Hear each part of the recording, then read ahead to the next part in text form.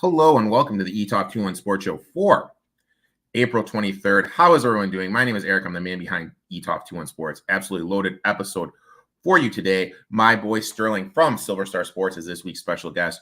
Sterling and I are going to give you a first round mock draft. Plus, we are going to share any bets that we are making for the NFL draft. As always, the Etoft21sports show is sponsored by Parlay Play. If you're not using Parlay Play, you are really missing out.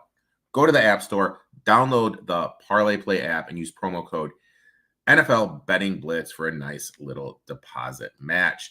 Now, without further ado, let's welcome this week's guest, the man that holds the honor of having the first ever appearance on the Etoft21sports show, my boy Sterling from Silver Star Sports. Sterling, how you doing today, my man? What is going on? Thanks so much for having me. I'm doing great. It is the best time of year to be a sports fan. Got the NBA playoffs going on. I was just watching a couple of games as we were getting ready here. NFL draft coming up, as we're going to talk about. MLB's back in season and the NHL playoffs. So couldn't ask for a better time. So I'm doing pretty well. How about you?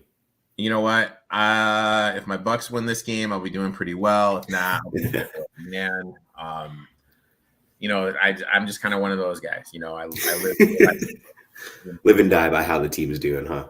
I was talking to you about the girl situation a little off air. That should be the own separate sitcom, the girl situation of my life. But we're not here to talk about that. We are here to talk some NFL draft. Already have some questions coming in. Let's start with this one. Interesting question from RG. Are the Herbert trade rumors true? Good question there, RG. I don't think the Herbert trade rumors are true. You look at Herbert, whether you're a fan of his, whether you aren't a fan of his, he's still a top 7 to 8 quarterback in the league, still very young. So I just don't think the Chargers would give away that premium asset. In my mind. I think J.J. McCarthy is going to be brutal. And if Harbaugh's been very vocal, very talking him up, so to speak. So that would be the only thing they do. Like, you trade Herbert and draft J.J. McCarthy. And I think if you do that, that's just an awful move. Now, if you trade back and another team takes J.J. and you acquire more assets, that's a different story if the Chargers do that. But I think it would be a fool if you did that. C-Spear22, which QB drafted in the top 10 has the biggest chance to fail? To fail. I'll let you start with that one, and then I'll give my answer afterwards. Jesus. That's an interesting question, because let's kind of look at the big scheme. Right now, Caleb Williams is being compared to Patrick Mahomes. So if he doesn't meet that Patrick Mahomes criteria, he's going to be considered a failure. Okay. Mm-hmm. I think Jaden Daniels is too small. I think if he's not in the right fit, I think he's going to struggle a little bit. I think people are still kind of getting caught up in the whole what he did last year at LSU, where he had 2 first-round wide receivers, and forget what he did at Arizona State, how much he struggled. I think May is interesting. I think in the right system, he could be the best. But I'm going to say J.J. McCarthy if he goes top 10. I think J.J. is really going to struggle because he can't throw to the left side of the field. What say you? Gotcha. I feel like the easy answer is definitely J.J. McCarthy. You see, if you look at his resume, just a blind resume of what he's done, obviously he's been a winner, but I don't think wins are a QB stat. That's the cumulative team aspect of football. So I wouldn't say J.J. McCarthy is a top 5, top 10 player in this class. So I think he's the easy answer, but I'm actually going to go with whoever's picked number 3. So whoever goes to the New England Patriots. And the reason I say that is because if you look at their team, they don't really have a setup for a young QB to succeed. You look at that offense, KJ Osborne, Kendrick Bourne, and Demario Douglas. That's not a very conducive environment to growing a young quarterback. So I think whoever's thrown into that spot is going to struggle, whether that's Drake May, whether that's Jaden Daniels. So I'll go with that. That's an interesting answer. Who takes J.J. McCarthy? Now, I have a bet on this. I have a bet that I've locked in on this because of what I heard. So I'm not going to answer this, but I'm going to let you answer. This comes from Matthew Clay and I'm guessing that he's a Michigan fan by his thumbnail for YouTube. So I'm going to say the Minnesota Vikings, which isn't a very controversial answer. They've put all their chips on the table. They've traded up for the number 23 spot. They're thinking about packaging 11 and 23 to move up, obviously, presumably for J.J. McCarthy. So I think really their chips are on the table. They want J.J. McCarthy. They've made that kind of known. So I think it's just going to happen. So even if they have to trade up to maybe 7 or 8, and if the Chargers don't trade back. So next one we got, and then we're going to get started on this. Do you think the Bears should trade the 9 pick or keep it and draft a wide receiver? Yeah, good question there. So it just depends on how the board falls. If Rome Odunze or Malik Neighbors is there, I'm going to want to make it the best situation that a young quarterback can come into and draft Malik Neighbors or Rome Odunze.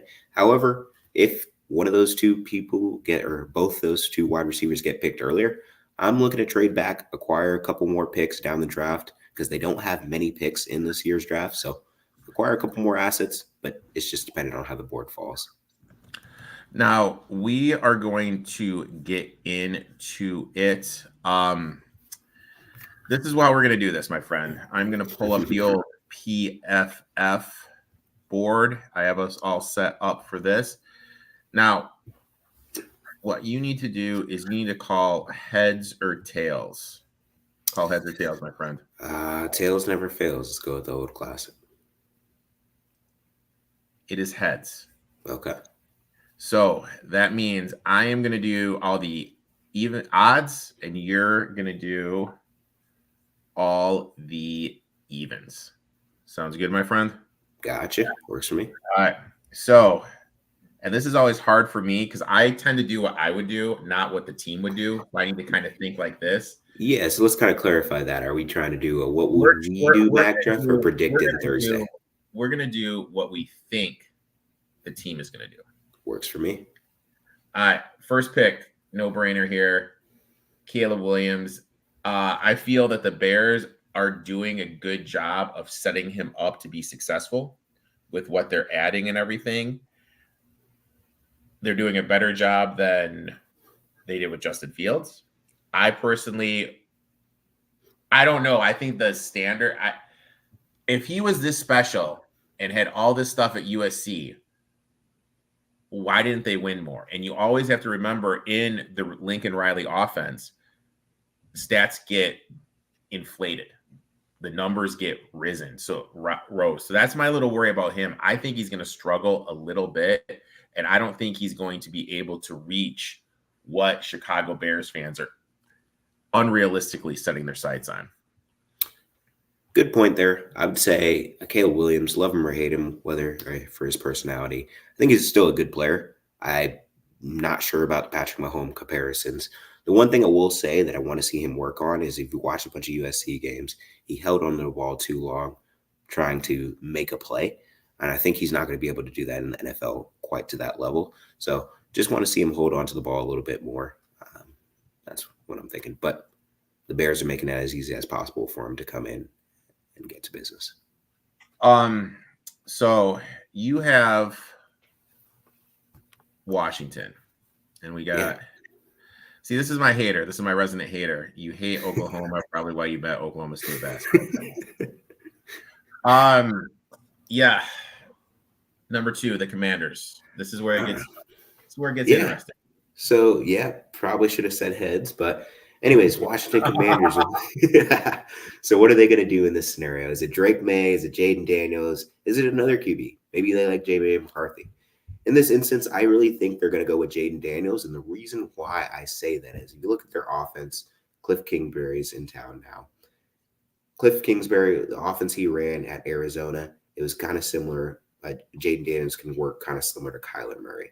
If you think about the NFL, what a lot of quarterbacks are doing right now, or what a lot of teams are doing right now, is targeting the middle of the field with the crossers and those kind of routes.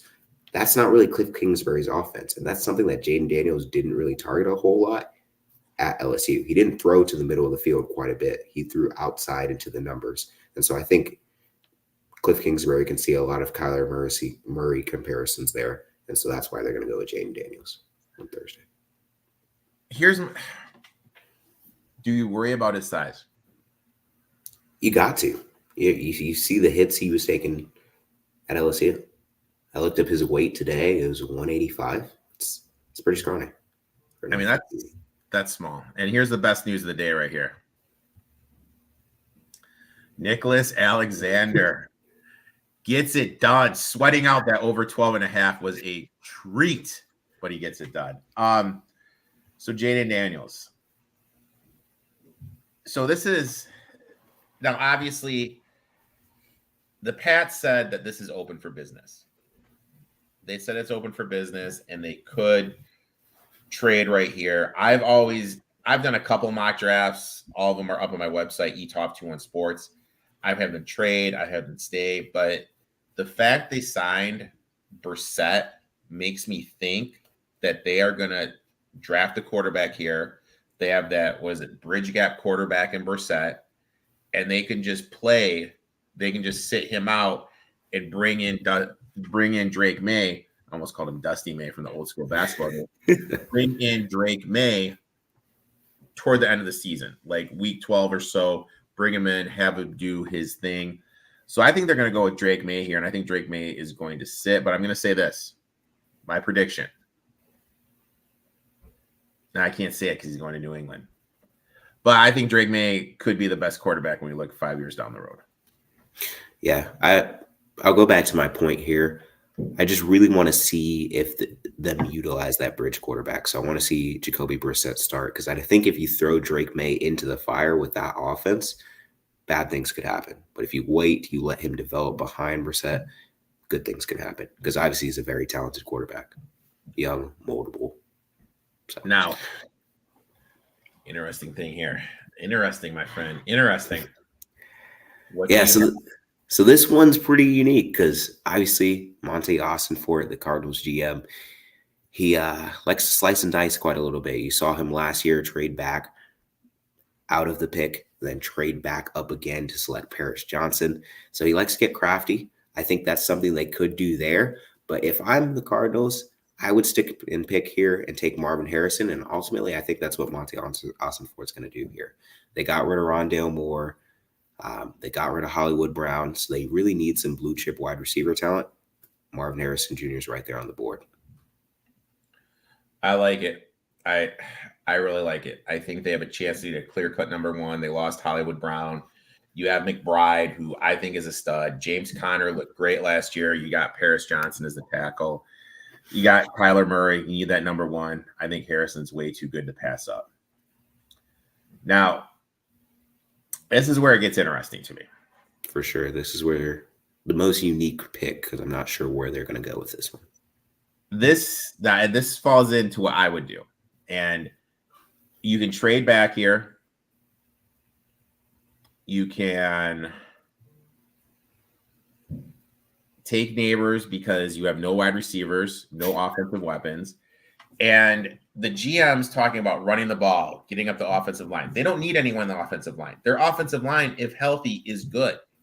You know, they could draft an interior one like Peoples Jones, whatever, Peoples Johnson from Oregon. But he's a later first round, second round draft pick that you're going to be, you can't take him here. I think what they're going to do is they wasted a pick in Quentin Johnson last year, who's been a complete bust. Body catcher, can't hold on to the ball. You literally have no weapons. You need to be able to throw the ball in the league, even though Harbaugh says he wants to run. To me, this is a no-brainer. You take Malik Neighbors here. All right. Yeah, so that one's going to be really interesting, especially with Greg Roman as the new offensive coordinator, what they're going to do there. But yeah, I think Malik Neighbors, it should be the pick, but we'll see ultimately what they do on Thursday. This is kind of like where the draft can swing. Yeah, absolutely. There's always like that pick that kind of swings the draft. And we need to remember last year, no one in their ant saw the Texans trade up to have top 2 picks in a row. No one saw that coming. So we need to remember that. Now, pick number 6, my friend. All right, the New York Football Giants. So the Giants could go a quarterback here, but based on how Daniel Jones' contract is kind of structured, they're tied to him for at least one more year. And if you're going to give it a real go with Daniel Jones, he's going to need more than that motley crew of receivers that you got right there. So I'm looking at Rome Odunze here, because let's get a big X wide receiver and let's put together a good wide receiver for it that we can actually make something happen with. They've got a new offensive line coach, so I don't think they necessarily need to go with all. Let's hope Evan Neal develops this year, and let's go with Rome Odunze. Interesting.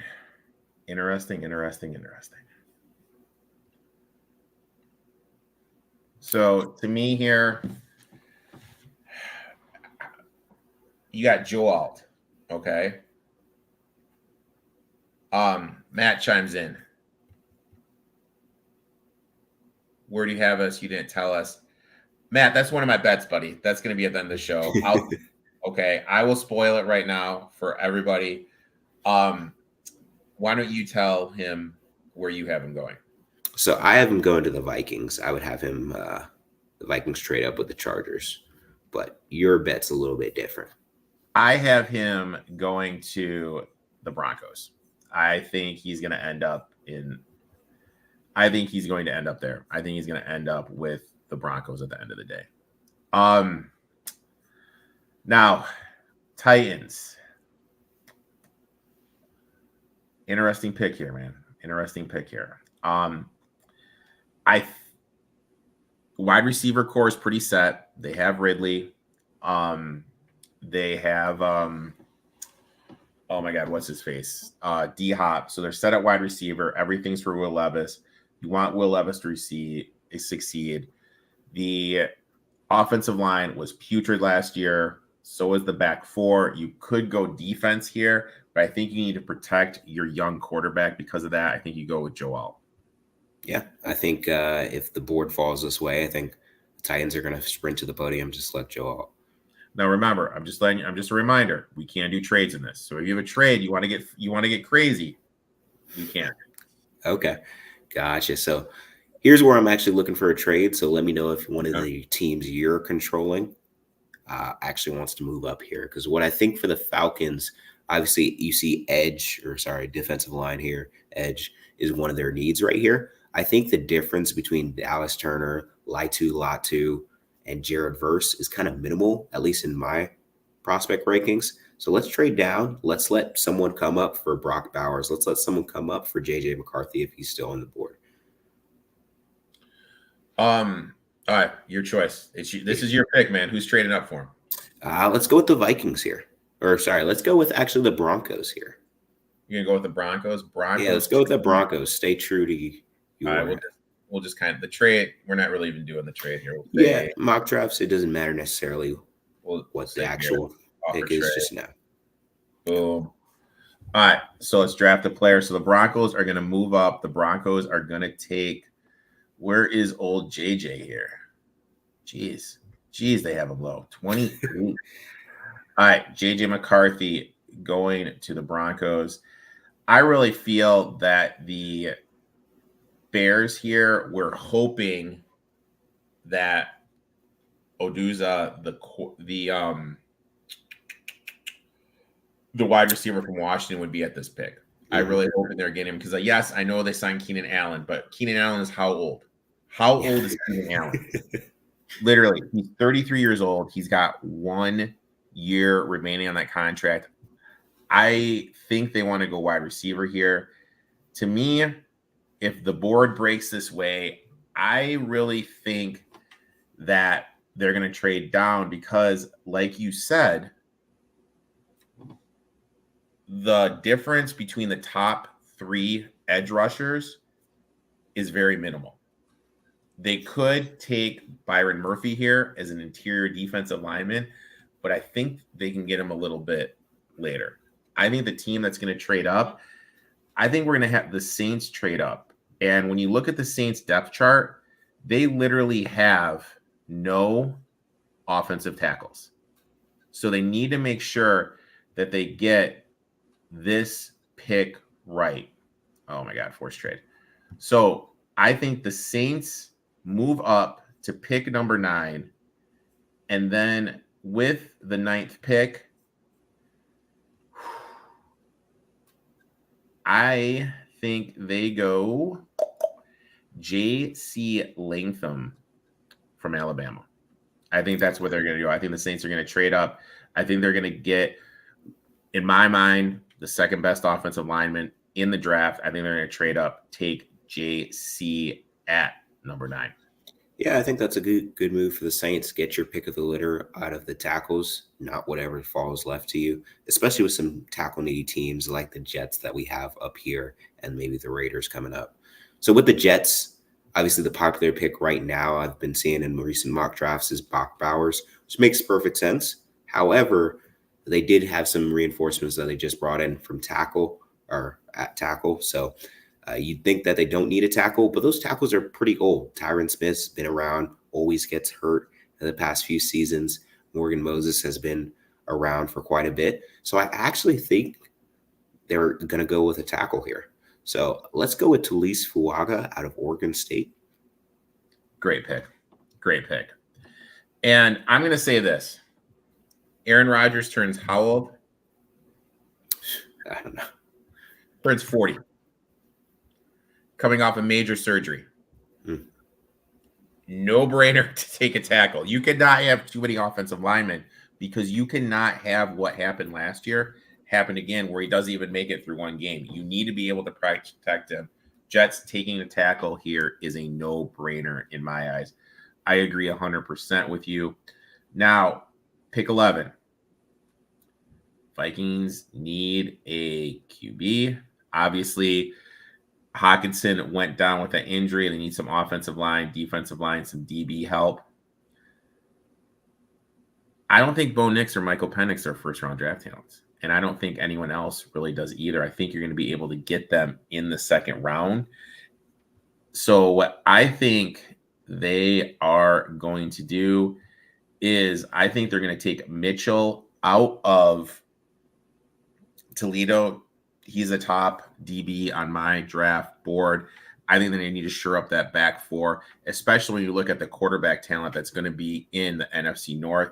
So I'm going to have the Vikings here drafting Mitchell out of Toledo. Nice. Really like that pick for them. Mitchell's also my CB1 as well. So love the pick there. Moving on to the Falcons. It seems like they're going to take an edge player. Just a matter of which one. We traded back down to get a couple more assets, let someone else come up, and then we actually still have our pick of the litter here. So when thinking about it, I kind of think of Latu or Dallas Turner. Dallas Turner, obviously, a little bit lower floor, but the higher upside with all those athletic abilities. Latu, he's got the pass rushing skill set. Let's go with Dallas Turner here because I think the NFL just loves upside. Boom. Dallas Turner going to the Atlanta Falcons. I think that pick is a phenomenal pick. It's going to help with my boy Grady Jarrett. And when you look at this team, they don't need that much. This team is ready to win now.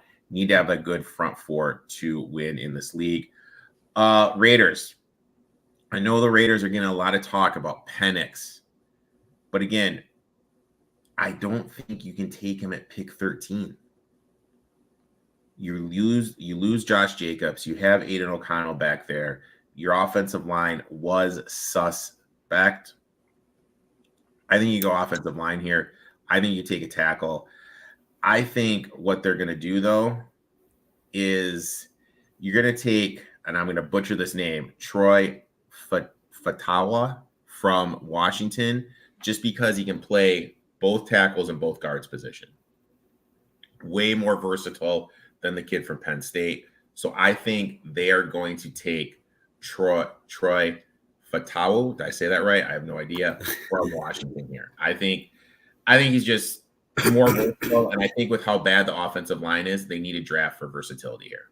Yeah, Fatawa has got plenty of flexibility. Yeah, so I think that's a good pick. Next pick, my man. Where are we going? Yeah, so I think the Bears, they've got a lot of flexibility here.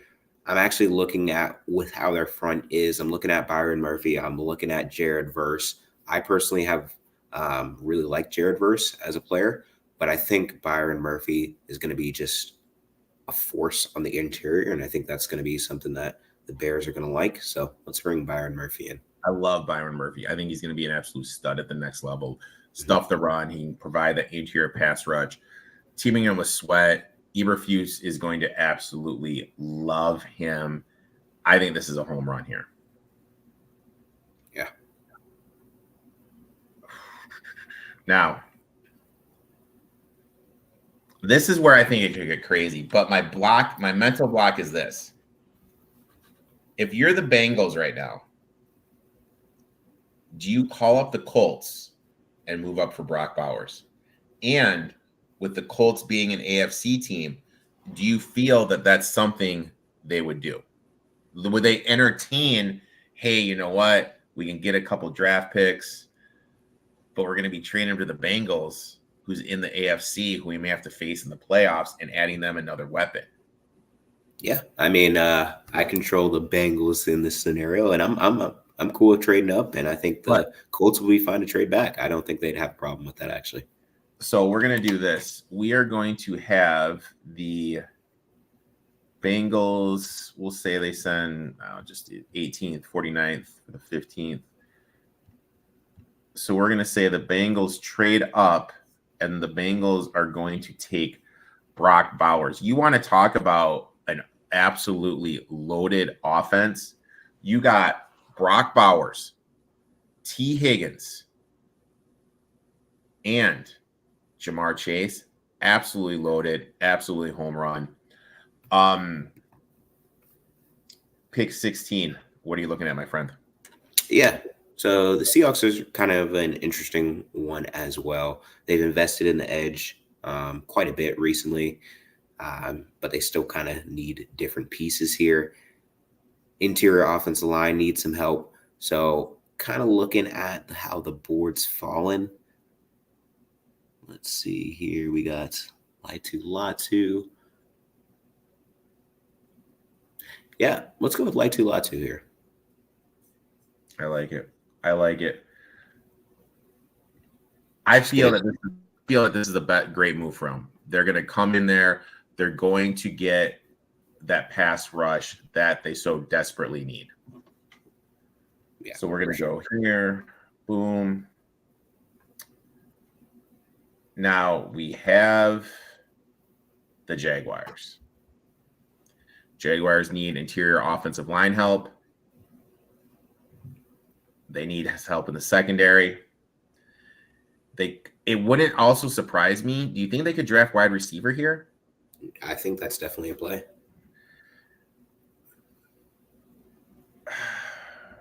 I think they're going to go with Brian Thomas Jr. When you look at the grand scheme of things, can you win in the NFL with Christian Kirk being your number one? Making it hard. I think the Jaguars, they're going to go Brian Thomas Jr. here. Get Lawrence another weapon. They lost Ridley, and for much shit as Ridley got, he was an absolute stud for him last year. So I'm going to take Brian Thomas Jr. with pick 17. And if I'm the Colts, I'm going to be upset about that pick because I was eyeing Brian Thomas Jr. for them at 15, hoping he was still there at 18. But life goes on. Someone jumps you for your pick. So if you think about the Colts here, got a couple different options they can go. Wide receiver still in play. There's Adonai Mitchell. I don't think he's worth the 18th pick, but they also need help on the defensive side of the ball. So let's go with Terrion Arnold here. Let's shore up the back end.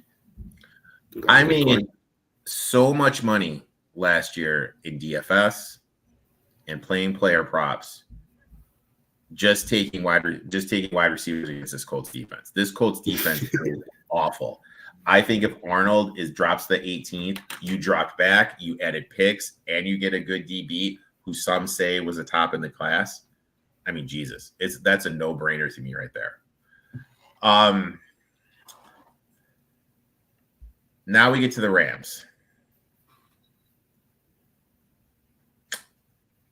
You can take the kid, Fashu from Penn State, shore up the offensive line.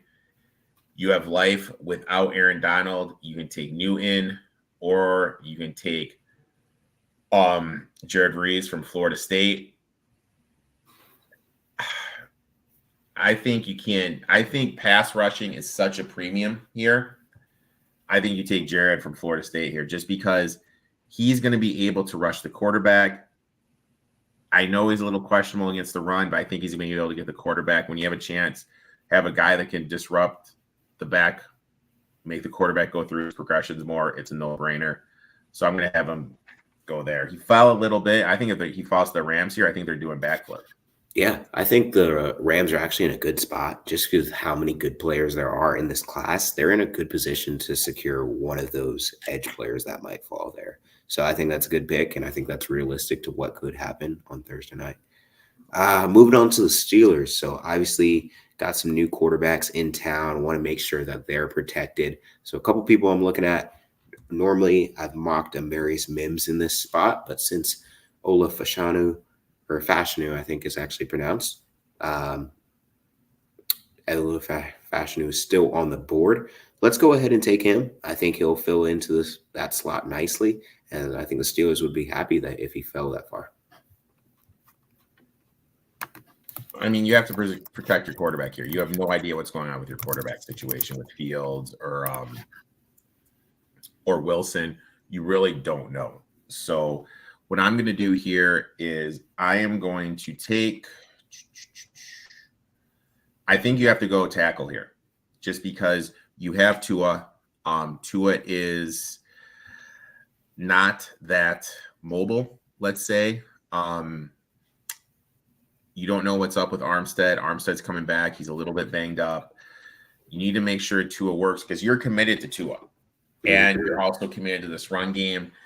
I think getting Mims at 21 would be an absolute steal for them. He can come in. He can play either tackle. And when Armstead leaves, you have the guy that's going to be your bookend tackle. So I think they're going to take Mims from Georgia. All right. On to the Eagles. I really think they're going to go with a secondary player. You look at the rest of their secondary, it's getting kind of on the back half of their careers. So we're going to need some young, fresh blood in there. So it's just a matter of who's going to be on the board. Cooper DeJean, Nate Wiggins, and they kind of have their pick here.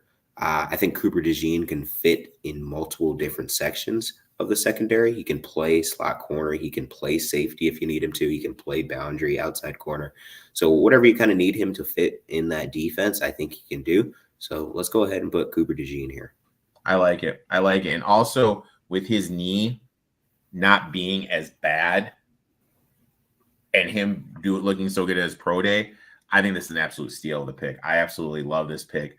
They were putrid last year against the pass. Now we got the Vikings here. Of course, they could draft Bo Nix. They could draft Michael Penix here. I don't think they are. I think they're going to go defense here. They need defensive line help, especially in the interior. And Newton is sitting right there. Newton has fallen all the way to the 23rd pick. If this is what happens, I think the Vikings are doing backflips. You can get a guy that can clog the middle, good against the run. I'm going to take Newton here with the 23rd pick and shore up that defense. I think that all of us just think Minnesota is going to be making all these moves. When you look at their roster, they have an absolute ton of holes. So I think they're going to go with Darnold to start, maybe look at to get Rattler or Penix or Nix second round, Rattler obviously later, and have one of those guys sick. I think they're going to look to build up their talent. So I'm going to take Newton here with the 23rd pick. Okay. Like that pick. I think, that would definitely be a steal at that scenario. Moving on to the Dallas Cowboys. So lots of questions on what they're going to do if they can rekindle their Super Bowl window that they think they might have. But I'm going to go here with Graham Barton. You look at those needs, center, tackle. Graham Barton can play both of those. He can play anywhere on the offensive line. So you talk about getting your best 5 guys on the O-line. Barton can fit in any specific scenario. So I think he can a plug-and-play day one option. And I think he's actually one of the 20 best players in the class, but he might not be drafted as one of the top 20 picks. Okay. So I'm sorry, who'd you have? Graham Barton at a Duke. I think when Barton, and now me being a Lions fan, I wish he fell all the way to Detroit. just because what he's able to do and the different positions he is able to play, that would have been a home run for my Lions. Absolute home run if they were able to get him. Packers. There's a saying in Green Bay: death, taxes, and the Packers drafting a defensive player. So when we're looking at this board here, we don't really know what's going on with Alexander. So they take Wiggins. They could take Kool-Aid.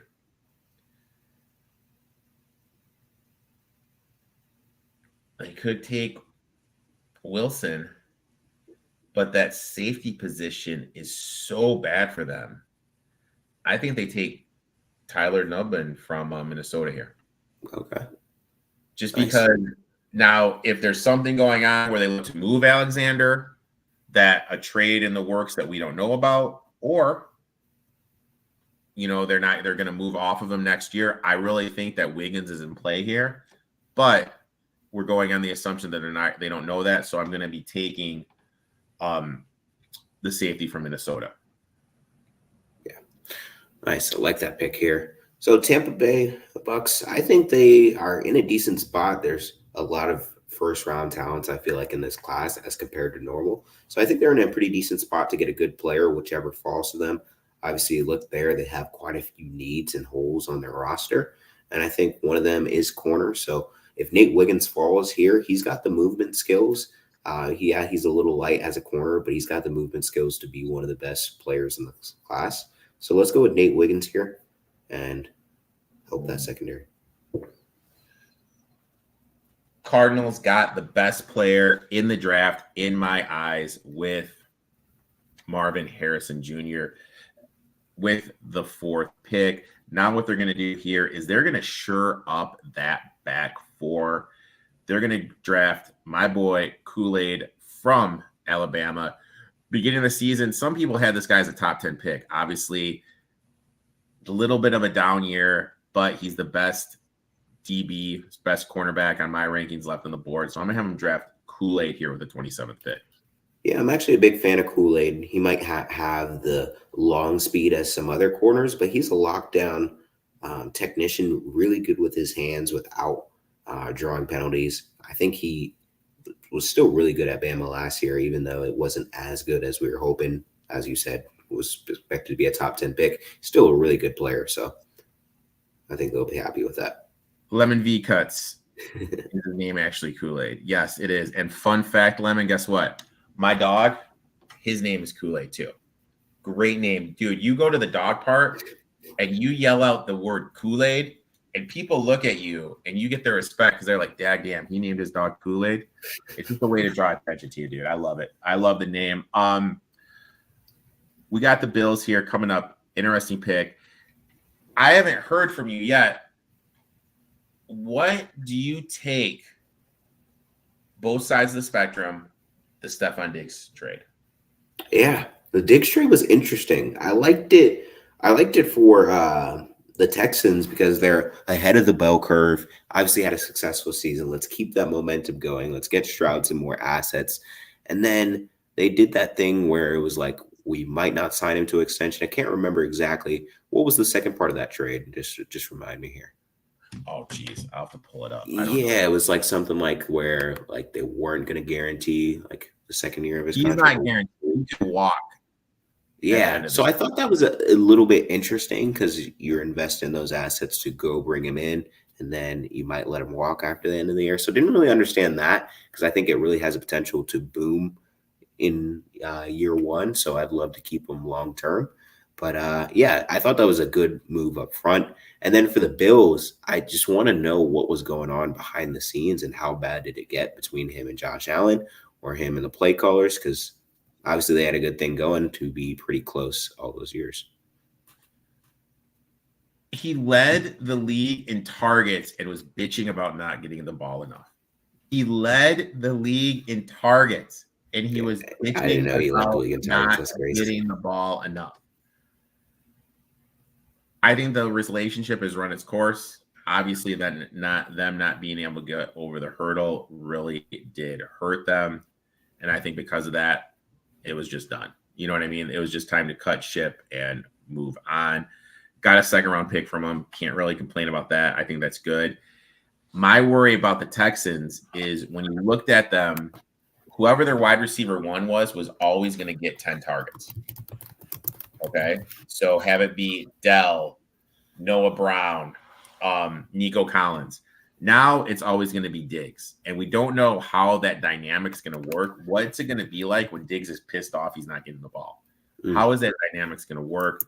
Slowick had a real history of running the ball early on first down. How is that going to look?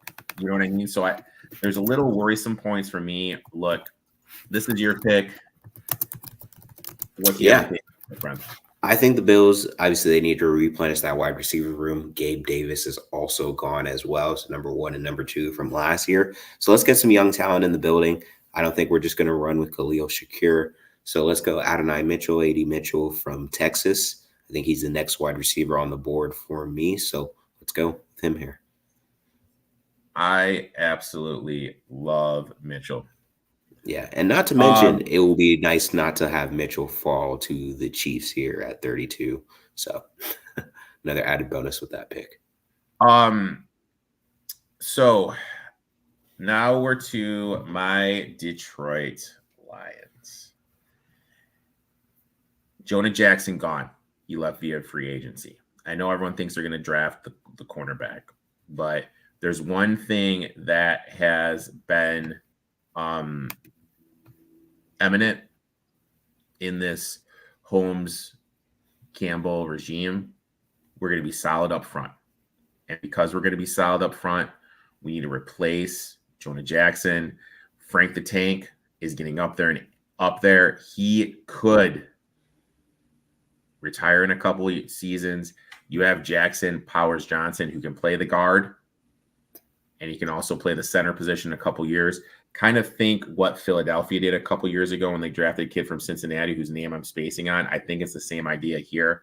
Jackson Powers Johnson.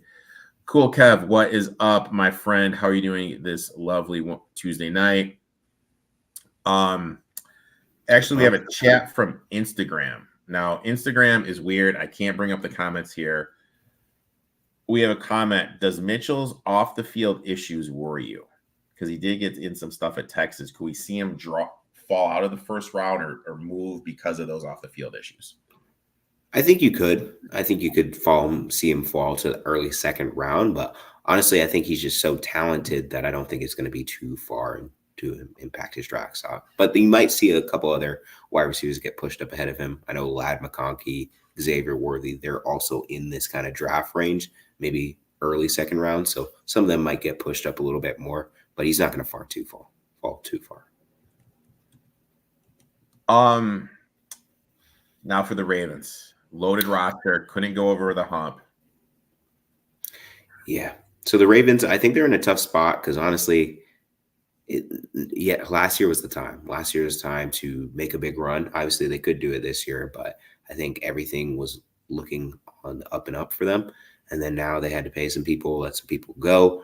But when I look at that secondary, it's getting pretty old back there. So let's see what corners we got available. I can't remember who we got here. I think all the best corners might have been gone. No, that kid, geez, dude. The kid from oh my God. The kid from Missouri still on the table. Yeah, Rick Straw still there. Okay. And then as far as O-line, what do we have? Because Rick Straw is more of an early second rounder, which I know we're close to the early second round, but necessarily love it.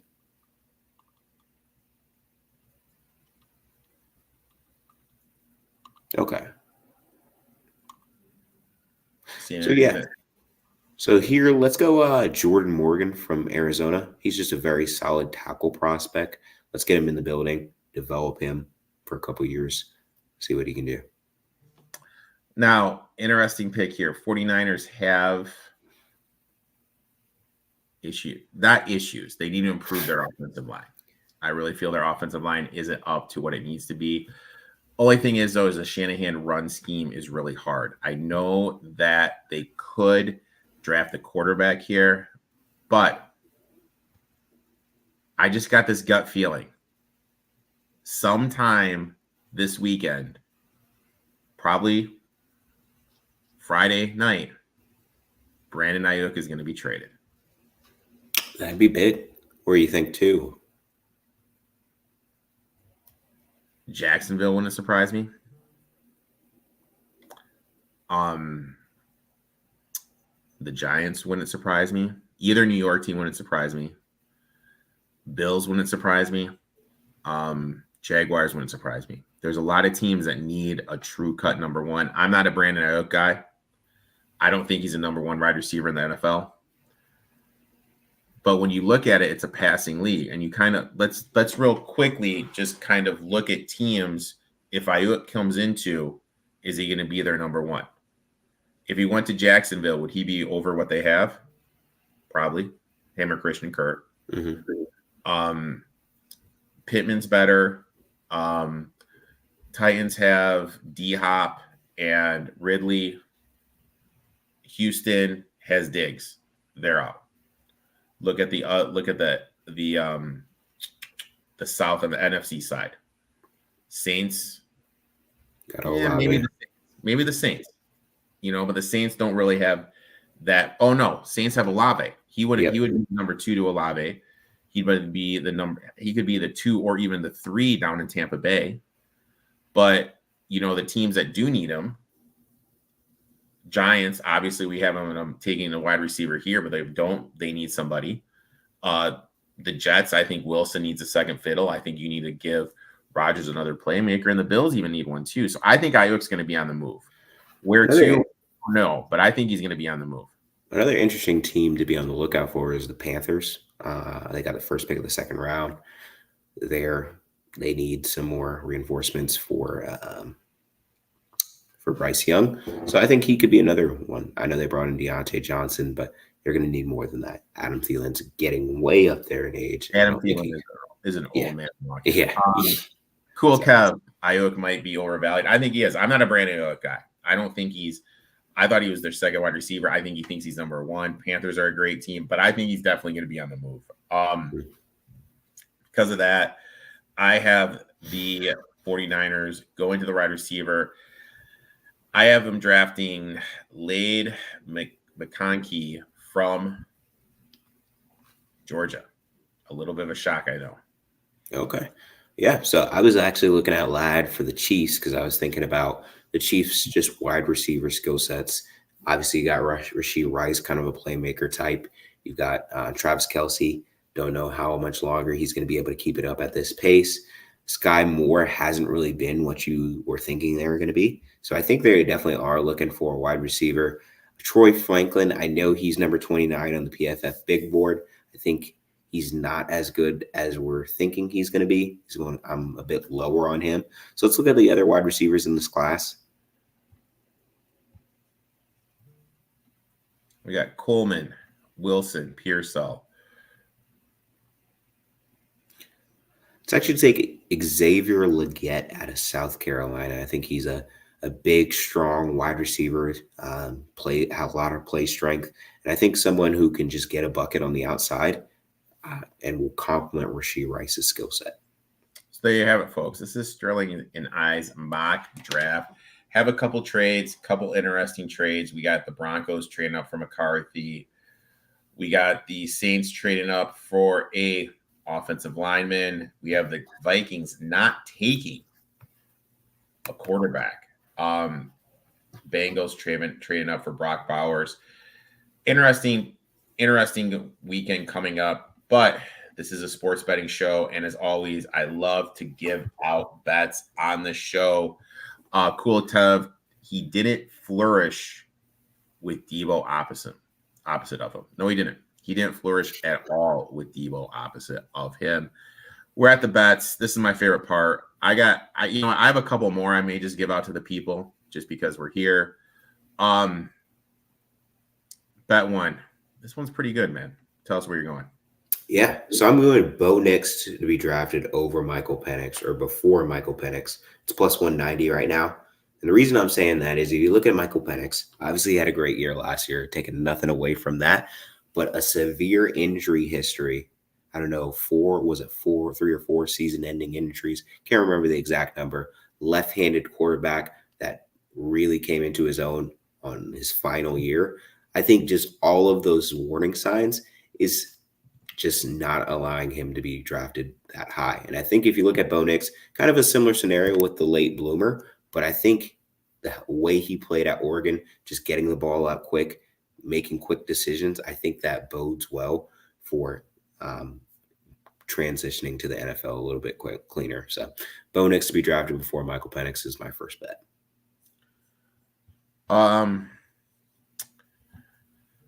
At Etoft21sports, you have That's saying a lot. That's saying a lot. That says it all right there. Dan Kowski chimes in. I agree. Penix won't last a season in the NFL. Those knees are worrisome. I'll tell you this, though. The one thing I really like from Penix is he can chuck it. Like, he really doesn't care. He'll just chuck the ball down the field. That's one Which thing. is a blessing and a curse, yeah. Penix stock is going up slowly. Nix might fall to the 10th. My next one, and you know what? To the Michigan fans watching, and I'm sorry about this, JJ McCarthy over 5.5. In my eyes, the top 3 on the draft are set. I think it's a no-brainer who it's going to be. We could see the Patriots move down. But the Patriots move down. If I'm the Vikings and I have someone with Mays all physical capabilities, and I have JJ McCarthy who can't throw to the left side of the field, it's a no-brainer. It literally is a no-brainer. If you don't take May there, I don't know how you're an NFL GM. After that, the Giants and the Cards need so much help at the wide receiver position, and they're tied to their quarterbacks. And I know they want to move Jones, but you're already tied to him because you just gave him all that money. I think you need to go wide receiver those 2 picks. I think the earliest he could go is 6, and I got this at plus 180. This is a no-brainer bet to me. Yeah, so I'm going to go. And also another thing is he's not at the draft. He's not going to the draft. If you're going to be a top 3 pick, the only person drafted that high who didn't go is Joe Thomas, and that's because he was fishing with his old man. You know what I mean? Like, I just don't think that. I think that's a pretty big tell with him not going there. So I'm going to take McCarthy here over the 5.5 at plus 180. Yeah, I completely agree with that. And to that point, I think if you're just another GM of another team and you want Malik Neighbors to fall, you want Rome Odunze, you want Joe Hall, you're going to pump up this quarterback class more and more. So I think there's a lot of smoke screens going on, trying to get people to jump up for JJ McCarthy. And I think it's similar to a Will Levis situation from last year. You remember last year, the betting odds went crazy with Will Levis being the favorite or getting close to being the favorite to go to the Panthers last year, and then fell out of the first round. So, and then just free falling. Then just free falling. Pats take Rattler over Nix and JJ McCarthy. LOL. That would be something. That would be something. Next bet. You know what? Drave this one out when you pick number 10. Why don't you tell us your thought process here? Yeah. So if you look at, I actually found a betting discrepancy on FanDuel. So it says the person to be the number 1 or the pick at number 10 is Brock Bowers. He's the odds-on favorite to be the pick at number 10. But if you look at position to be drafted for the Jets, it's going to be offensive tackle or offensive line is going to be the odds-on favorite to be selected. So really, if you see that, just take the tackle you expect to be selected first out of the next group after Joe Alt, and you can slide that in. And as I mentioned in my pick, Yes, they made some reinforcements to the offensive line, but those are older, injury-prone offensive tackles. So let's slide Talise Fuaga, especially at that price, 8-1. I think it's a good deal. I think that's huge. I mean, I think, again, sometimes you just need to say stuff out loud. You have a 40-year-old quarterback coming off a major injury. How do you not go offensive line? Yeah. Absolutely no-brainer. And think about it, too. Also, Brock Bowers, tight end, a great player, fantastic player, but tight end, not a super high position of value. Offensive line is. So I don't think a tight end in the top 10. Obviously, it can be done, but I don't think it's the values there. My next bet.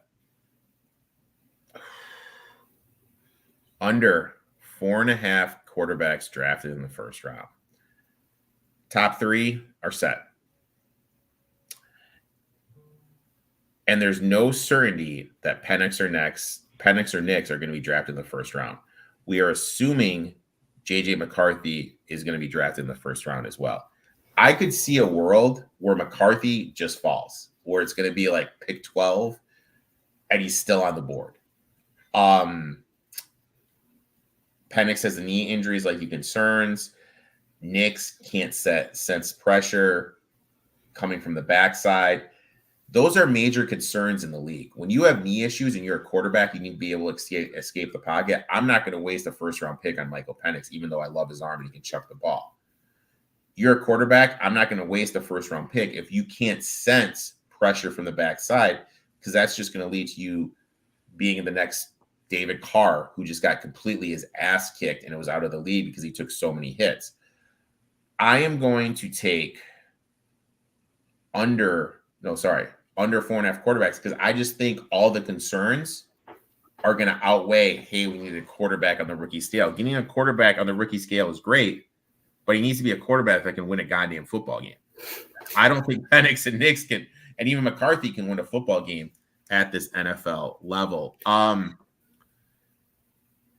Yeah. Oh, okay. So Cool Kev says that Fagu will fall to the Raiders if the Giants take Harrison. Okay. All right. Before we move on, though, quick question. Do you think, with obviously next year's QB class not slated to be super big or super desirable, do you think someone maybe trades back in towards the end of the first round? We could see that. We could literally see that. Like, Penix has been to Seattle, so we could see Seattle trade back in. That obviously is a worry, but the worry spot for me would be the Ravens. That would kind of be the Ravens or the 49ers, because those teams before, like obviously the Chiefs need help on the offensive line, they need help at the wide receiver position. Lions need help. Lions need a pass rusher, DB, and O-line help. So I don't think they're going to move. I don't think the Bills are going to move because they do need a wide receiver. So I really feel that we could see Seattle move back up. And if it does, obviously I'm going to be a little concerned about my bet. But again, like what the Browns showed us last year, we need to remember the Browns won 10 games, made the playoffs, and they literally had Joe Flacco, DTR, and PJ Walker. So you can win in this league if you band-aid the quarterback position and have a good offensive line, defensive line. So that's something to remember. You know what, Cool Kev? Dolphins could trade up to get a quarterback. I think Tua sucks. I think Tua is awful. I think he's never going to win this league, but that's a whole nother story. Last and final bet, my friend. Yeah. So my final bet is going to be Quinyon Mitchell under 15.5. And if you just look at the draft, he's the number one on a lot of people's big boards. But if you look at just the landing spots he could land at, the Jets could take him at 10. He could go to 11 at the Vikings, 12 at the Broncos. And then if absolutely not, I think the Colts will definitely snag him at 15. The Colts love their athletic players. And so Quinyon Mitchell, blazing speed, 4.33, 40-yard dash. They need cornerback help. So I think at the absolute latest, he's going to go 15. And so I think you're going to get some good value there with that bet. I like this kid a lot. Yeah, he was locked down at Toledo. But it was Toledo. Do you think he could? That's my only worry with him. You know what I mean? Because it was Toledo, but he has looked good, and the tapes don't lie. So I think he's gonna. I think a bet that's worth a little bit of investment is maybe him first defensive player drafted. Because could you see Atlanta taking him? Yeah, I mean, if Atlanta just wants to shore up the secondary, imagine a secondary of AJ Terrell and Quinyon Mitchell. That's going to be a lockdown secondary for the next 10 years. I hate the Lakers. I am here for Etoft21sports. Tua hate. LOL. Eric hates Tua. Oh, okay. What price did you get on that Mitchell bet from Let's Make Some Money? Let me see. I don't know if I wrote it down, but I believe it was plus 150. I actually found it on one website. So, oh, nice. That's a real good bet. My last one, and here it is, Matt. I have the Broncos getting JJ McCarthy. I think we're going to see McCarthy fall, and I think the Broncos are going to trade up to get him. I really feel that Peyton knows he needs a quarterback that can run his system. I don't feel that he should. I feel it's going to be a mistake if you do trade up to get him. But I think they are. For some reason, I think, as crazy as it sounds, I think the Broncos are going to get to McCarthy. Hell, they may even trade up to 4. I could see a world where and I had this like in my 3rd or 4th mock draft I did, where the Broncos traded up to 4, drafted McCarthy, Cardinals moved down to 12, and then they moved back up to get the kid from Washington. So I think that's kind of a possibility. But at the end of the day, I think the Broncos are just going to trade up. I think they're going to take him here with with whatever pick. I have a couple more. I bet on Turner to be a top 10 pick. I think pass rushing is elite in the league, and you need a good pass rusher. I also did the kid from Washington whose name I'm spacing on. Oh my God, the wide receiver. What's his name? Odunze. Yep. I have him going at pick 9.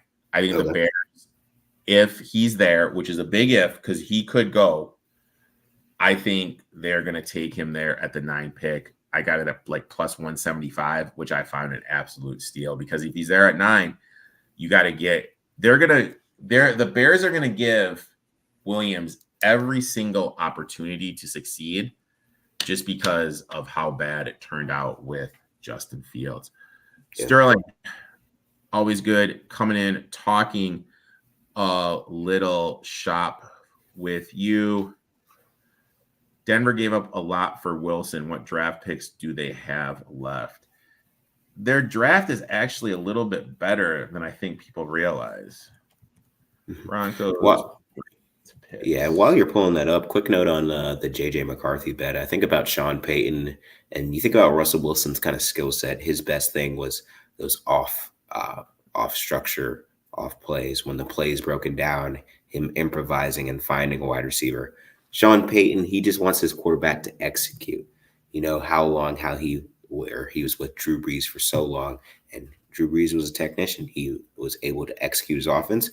And for all of JJ McCarthy, whether you like him or not, he's very good at executing within the offense. So I think the Broncos is a really good spot for him where he could develop well. He's going to just do whatever he's asked to and play in structure, which he did a lot at Michigan. So when we kind of look at this draft, the Broncos they have more picks than people realize. I can't pull it up right now for some reason.